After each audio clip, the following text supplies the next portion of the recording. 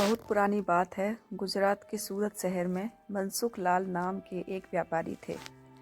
इनका कीमती रत्न का कारोबार था। इनका कारोबार दुनिया के कई देशों में फैला हुआ था। पूरे सूरत शहर में इनका मान और सम्मान था। मनसुख लाल के दो बेटे थे जिनका नाम रामलाल और श्यामलाल था। रामलाल को दौलत और रुतबे का बहुत घमंड था, जबकि श्यामलाल एक शरीफ और सुलझा हुआ इंसान था।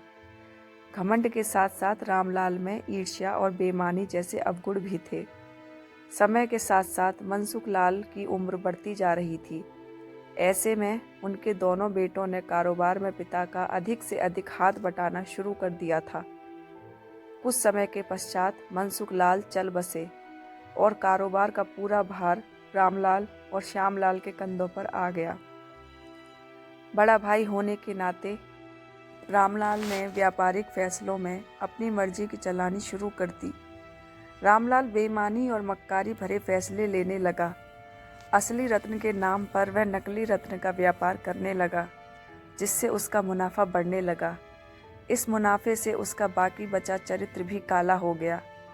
दौलत के घमंड में वह परिवार में उन्मादी जैसा व्यवहार करने लगा।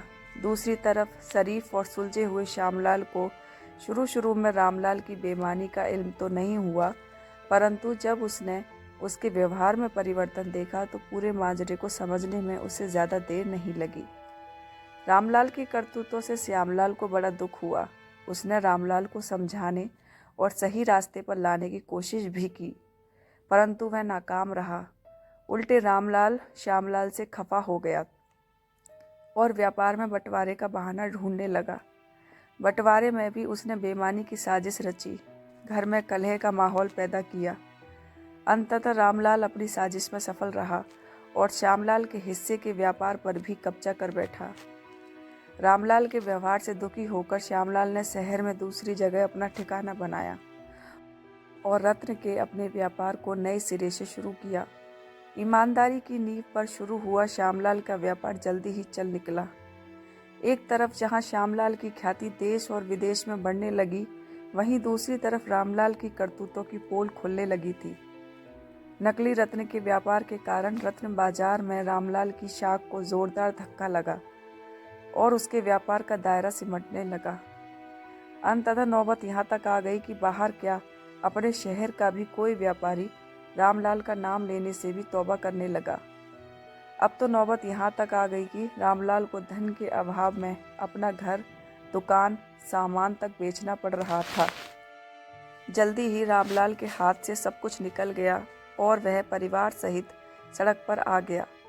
अब रामलाल को अपने किए पर पछतावा हो रहा था, परंतु उसकी तकदीर ने जो खेल खेल दिया था, उससे आसानी से पीछे आना उसके लिए संभव नहीं था। दूसरी तरफ श्यामलाल की तकदीर का खेल था, जिसकी बदौलत वह रंग से राजा बन गया था। जब रामलाल की बदहाली की खबर श्यामलाल को लगी तो उसे बड़ा दुख हुआ। पुरानी बातों को भूलकर वह भागा भागा अपने बड़े भाई रामलाल के पास पहुंचा और रामलाल के लाख मना करने के बाद भी उसे परिवार सहित अपने पास ले आया।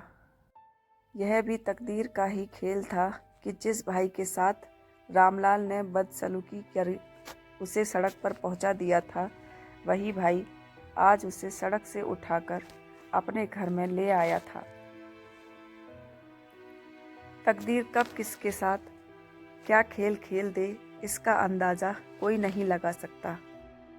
हाँ, इतना ज़रूर है कि आपके कर्म ही आपकी तकदीर लिखते हैं। जिस तरह रामलाल और श्यामलाल के कर्मों के आधार पर तकदीर ने उसके साथ खेल खेला था, इसी तरह अच्छे कर्म करते रहना चाहिए। क्या पता कल तकदीर आपके साथ क्या खेल खेल जाए। इसलिए कहते हैं तकदीर का खेल निराला है।